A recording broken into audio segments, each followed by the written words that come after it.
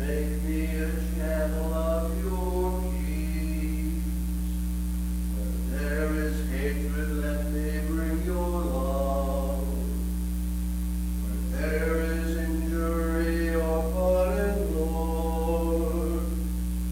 And where there's doubt, true faith in you.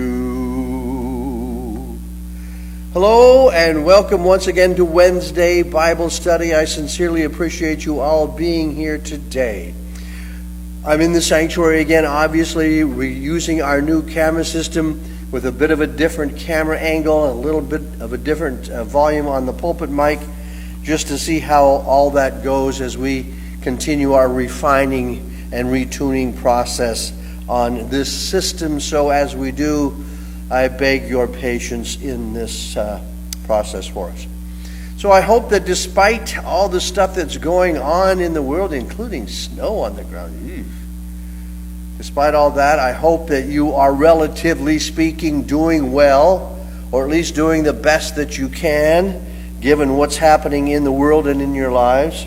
And I thank you again for joining us here today. And today I'm going to share the Old Testament lesson for this Sunday, which is from Ezekiel chapter 34, verses 11 through 16, which talks about God calling together, gathering together the people of Israel in words such as, "So I will seek out my sheep, I will rescue them from all the places to which they have been scattered. I will feed them with good pasture. I will seek the lost, and I will bring back the strayed, and I will bind up the injured, and I will strengthen the weak." So not only were those comforting and reassuring words for the people of Israel thousands of years ago, as the prophet Ezekiel spoke to them about what God was saying, they're comforting and reassuring words for us today, especially in light of this continuing pandemic. And we may not have physically gone astray, although some of us have. But maybe at times we emotionally and mentally stray from not only our faith, but from a solid touch with what matters most in the world. And so God calls us back. God calls us back together again. So I'm going to wander a bit, speaking about being gathered in. I'm going to wander a little bit today and have more questions than I have answers, because again, even though now through Jesus Christ we are included in this word of comfort and reassurance from God through Ezekiel, initially this was written for and meant for the people of Israel, for God to comfort and reassure them in all that they were going through. And I wonder how that works for them, because they certainly have been going through and enduring a lot throughout their history. You know, our Bible stories start with the people of Israel as a nation enslaved by the Egyptians. And then we read where they are in exile in Babylon. And then they're occupied by the Persians, and then the Greeks, and then the Romans. And then different Muslim empires have control over them. And then the Crusaders. And it's never been an easy way for the Jews. I remember when I visited Lutheran in Wittenberg, Germany. We visited the Stadtkirche, which is the city church where Martin Luther preached most of his sermons. And it's no secret that during his later days, Martin Luther was at times vehemently anti-Semitic, just because he was a man who had great ideas and courage to live out those ideas. Doesn't mean that he was perfect, and he was not. But anyway, on the backside of this church, there's a stone carving. And it's on the backside because the backside of the church actually backs up to kind of a main thoroughfare from people coming from the town to the city center, the market, the square is what I'm trying to say, the town square. And that would include the Jewish population, which, by the way, even 500 years ago was segregated in its own community.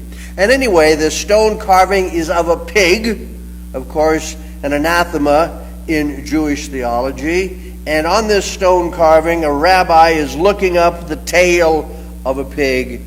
So it speaks to how the people of that country and even the people of God worshiping in that church, how they thought of the Jews. Then, of course, we can't avoid the Holocaust, a seminal point in the history of the Jewish people.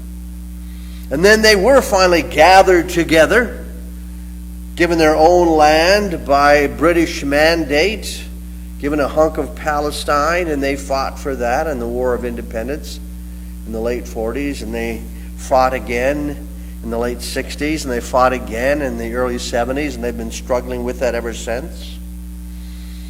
And, for a people to whom God, through Abraham, promised, you shall be as numerous as the grains of sand on all the beaches. Well, right now there's only about 15 million Jews in the world. Compare that to the largest city by population in the world is Tokyo. Tokyo has 38 million people. There's only 15 million Jews in the world. That's about how many there were prior to the Holocaust, which eliminated about 6 million Jews, and they're back up to that pre-Holocaust level. And it kind of evenly divided. About 5.7 million Jews live in the United States, 6.1 in Israel, and the remainder are spread throughout the world.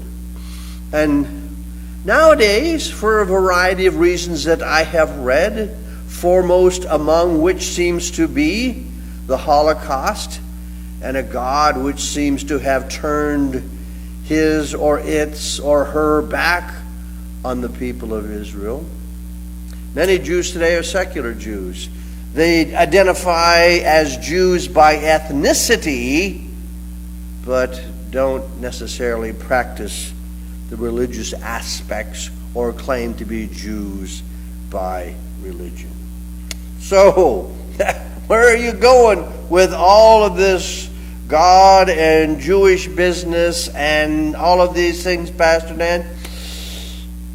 I don't know. And what does that mean for us as Christians?